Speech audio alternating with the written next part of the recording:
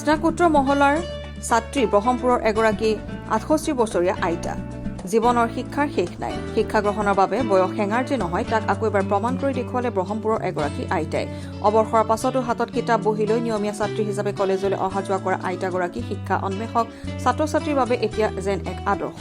আইতাই দেখুৱাইছে নৱপ্ৰজন্মক আশাৰ বতৰা অসম চৰকাৰৰ বিদেশী ন্যায়াধিকৰণৰ কাৰ্যালয়ত ষ্টেনগ্ৰাফাৰ হিচাপে কৰ্মৰত বিশ্বেশ্বৰী বৰা নামৰ বৃদ্ধ মহিলাগৰাকীয়ে অৱসৰ গ্ৰহণ কৰাৰ পাছতো কলা শাখাত নাম ভৰ্তি কৰি ইতিমধ্যে লাভ কৰিছে স্নাতক ডিগ্ৰী মোবাইল ফোনে বহুসংখ্যক ছাত্ৰ ছাত্ৰীক অধ্যয়নৰ প্ৰতি ধাউতি কমৰ সময়তে নগাঁৱৰ ব্ৰহ্মপুৰৰ এগৰাকী ৬৮ বছৰীয়া আইতাই দেখুৱাইছে অধ্যয়নৰ প্ৰীতি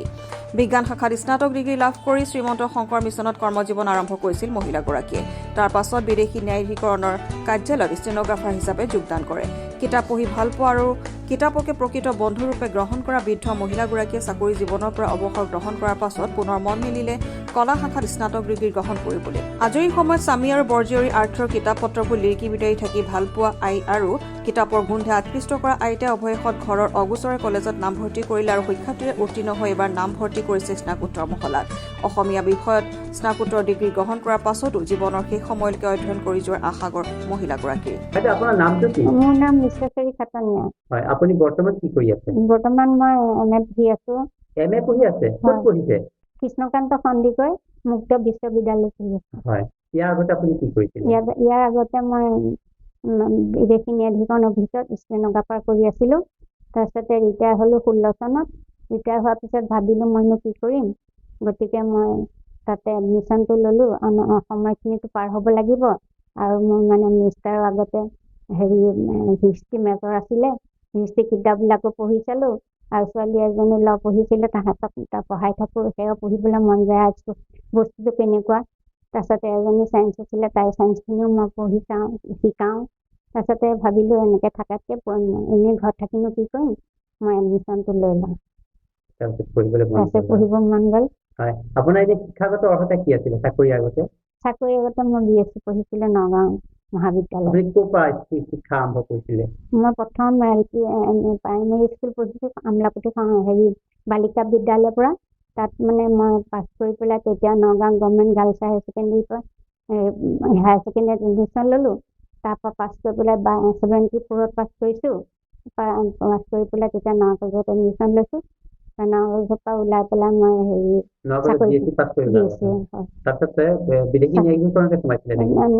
তাৰ আগত মই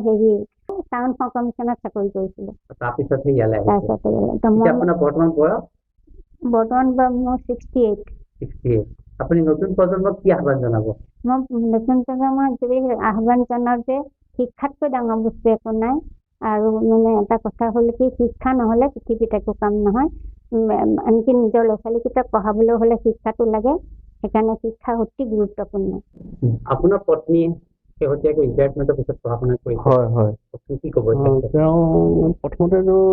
পঢ়াৰ প্ৰতি মই আগ্ৰহী নাছিলোঁ তেওঁ পঢ়াৰ ক্ষেত্ৰত কিন্তু যেতিয়া মানে কি হ'ল তেওঁ পঢ়িবলৈ ল'লে মই সকলোতে ক'বলৈ বাধ্য হ'লোঁ কিয় মানে তেওঁ পঢ়িবলগীয়া হ'ল সেইটো কাৰণটো হ'ল কি মানে তেওঁ আছিলে ছায়েন্সৰ ছাত্ৰী তেওঁ ছায়েন্স পঢ়ি পেলাই BSc পাছ কৰি চাকৰি কৰিলে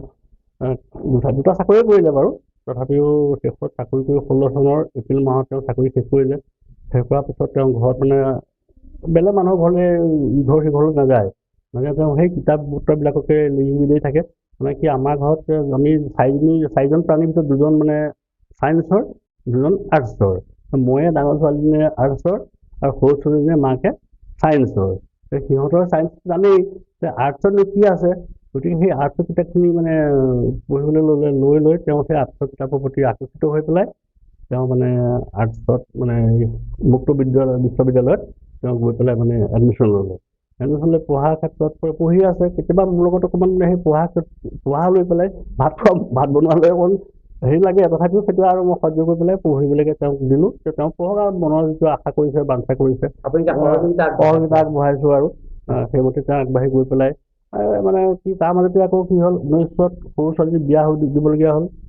পিছত ডাঙৰী বিয়া দিবলগীয়া হ'ল তাৰ মাজতে গৈ তেওঁ আগতে পাছ কৰিব লাগিছিলে কিন্তু ঘৰুৱা কিছুমান সমস্যাৰ কাৰণে তেওঁ গৈ লাষ্ট এতিয়া 23ৰ